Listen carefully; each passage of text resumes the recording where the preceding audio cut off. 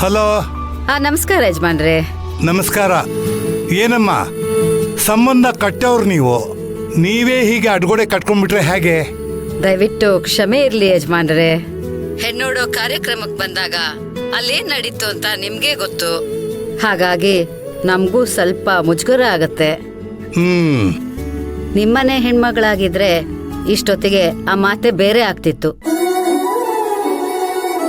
ಈಗ ಮದ್ವೆಗೆ ಮಾತುಕತೆಗೆ ಅಂತ ಅಲ್ಲಿ ಬಂದ್ರೆ ನಿಮ್ಮನೆ ಮಗಳಿಗೂ ಬೇಜಾರಾಗತ್ತಲ್ವಾ? ಅದಕ್ಕೆ ಒಂದು ನಿಶ್ಚಿತಾರ್ಥ ಅಂತ ಆಗ್ಬಿಟ್ರೆ ಎಲ್ಲ ತಿಳಿಯಾಗೋಗ್ಬಿಡತ್ತೆ. ನೋಡಿಮ್ಮ, ನನಗೆ ರುಕ್ಮಿಣಿ ಬೇರೆ ಅಲ್ಲ, ಭೂಮಿ ಬೇರೆ ಅಲ್ಲ, ಇಬ್ರು ನಮ್ಮ ಮಕ್ಕಳೇ. ಈ ವಿಚಾರದಲ್ಲಿ ರುಕ್ಮಿಣಿಗೆ ಯಾವುದೇ ತರ ಬೇಜಾರಿಲ್ಲ, ನೀವು ತಪ್ಪು ತಿಳ್ಕೊಬೇಡಿ. ಈಗೇನು ನಿಶ್ಚಿತಾರ್ಥ ಮಾಡಬೇಕು ಅಷ್ಟೇ ತಾನೇ? ನಿಮ್ಮ ಅನುಕೂಲ ಹೇಗಿದೆಯೋ ಹೇಳಿ, ಆದಷ್ಟು ಬೇಗ ವ್ಯವಸ್ಥೆ ಮಾಡ್ತೀನಿ. ಅಯ್ಯೋ, ಇದು ನಮ್ಮನ್ನು ಕೇಳಿ ಮಾಡುವಂಥದ್ದೇನಿದೆ ಯಜಮಾನ್ರೆ?